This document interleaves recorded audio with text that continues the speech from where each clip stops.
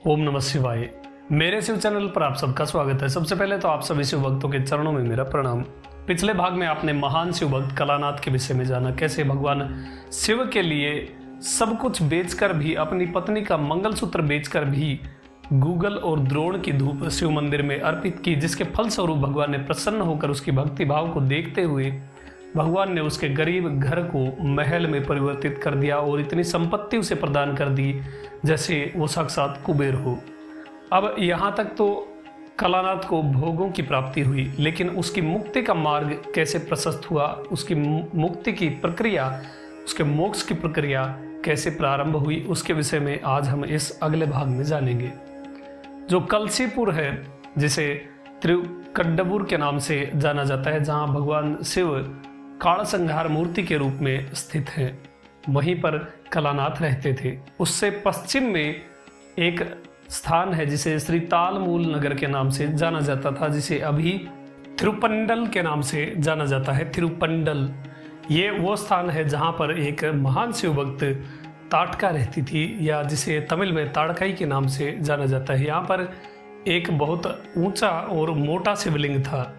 इस शिवलिंग की पूजा ताटका करती थी। भगवान शिव के प्रति उसका अनन्य प्रेम था। उसका एक विशेष नियम था कि जिस किसी भी अंग से यदि शिव पूजा में कोई उसके गलती हो जाती है तो वो अपने उस अंग को काट डालेगी। ऐसा उसने एक विशेष नियम बना रखा था।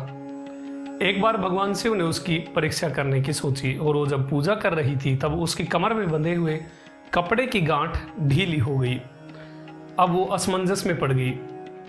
उसने सोचा, यदि मैं कोहनी से कपड़ा पकड़ती हूँ तो पुष्प कैसे अर्पित कर सकूंगी, क्योंकि हाथ में पुष्प थे, और यदि पुष्प चढ़ाने के लिए उठती हूँ और पुष्प अर्पित करती हूँ तो कमर में लिपटा हुआ ये कपड़ा गिर जाएगा, जिससे इस कमर के दोष के कारण मुझे इस कमर को ही काटना पड़ेगा, और यदि मैं कमर को काट देती हूँ तो फिर इससे आगे मैं शिव पूजा कैसे कर पाऊंगी।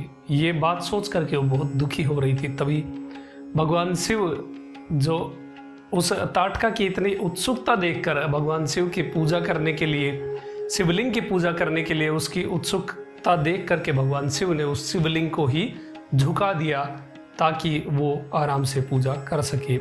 इतनी महान शिव भक्त वो हुई जिसके लिए स्वयं भगवान शिव शिवलिंग ही झुक गया।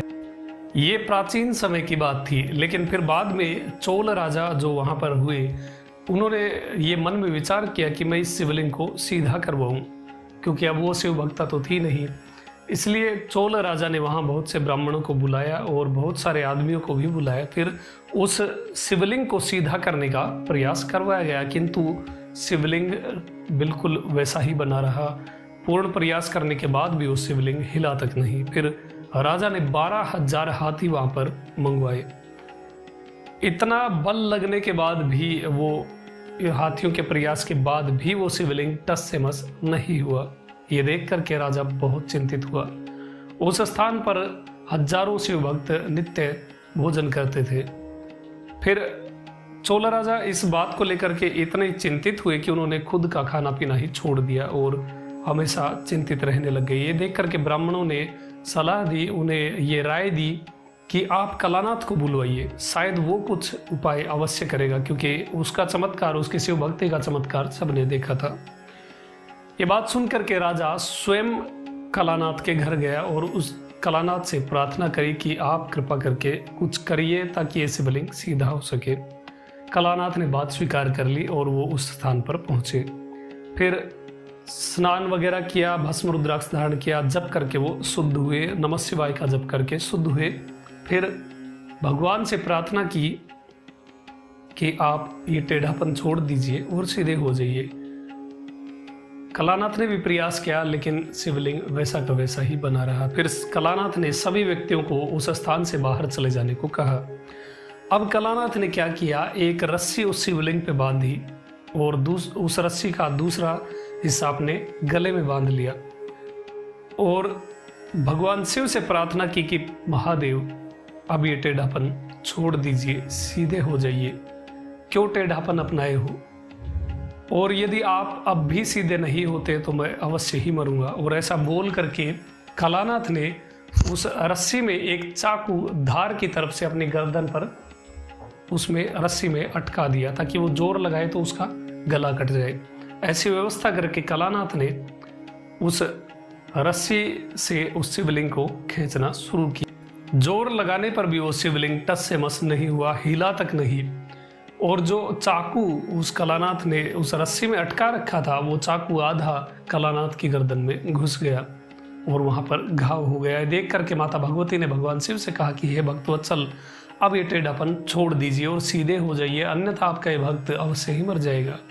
तब भगवान शिव ने कहा कि डरो मत, चाकू उसकी गर्दन को छू भी नहीं सकता। और इतना कह करके भगवान शिव ने वो शिवलिंग तुरंत सीधा कर दिया और कलानाथ का घाव उसी क्षण भर गया और वो पूर्ण रूप से स्वस्थ थे। उन्हें किसी दर्द का अनुभव भी नहीं हुआ। ये देख करके सबने कलानाथ की प्रशंसा की। स्वयं चोलराज ने कलानाथ के चरणों में प्रणाम किया और उनसे पूछा कि आप क्या चाहते हैं। तब कलानाथ की इच्छा के अनुसार वहां ब्राह्मणों द्वारा जो जितने 12,000 हाथी वहां पर लाए गए थे, उनको भगवान शिव के अभिषेक के लिए पानी के कलश लाने की आज्ञा दी गई और फिर उनसे भगवान शिव का अभिषेक हुआ। ये कृत्य देख करके देवताओं ने भी पुष्प वर्षा की और कलानाथ की प्रशंसा की, भगवान शिव की जय जयकार हुई। इसके बाद कलानाथ अपने घर आ गए और अपने जीवन पर्यंत शिव सेवा में लगे रहे, शिव चरणों में, शिव भक्ति में लगे रहे और देह अंत के बाद, शरीर छोड़ने के बाद उन्होंने मोक्ष की प्राप्ति कर ली। ऐसा इस अध्याय में वर्णित है कि जो कोई भी कलानाथ के चरित्र को सुनता है, पढ़ता है या इसके विषय में बात करता है, वो इसी लोक में, इसी जीवन में आयु, आरोग्य, लक्ष्मी, धन संपत्ति की प्राप्ति अवश्य करता है। कथा कैसी लगी आप कमेंट में आप बता सकते हैं। आपका दिन शुभ हो। ओम नमः शिवाय।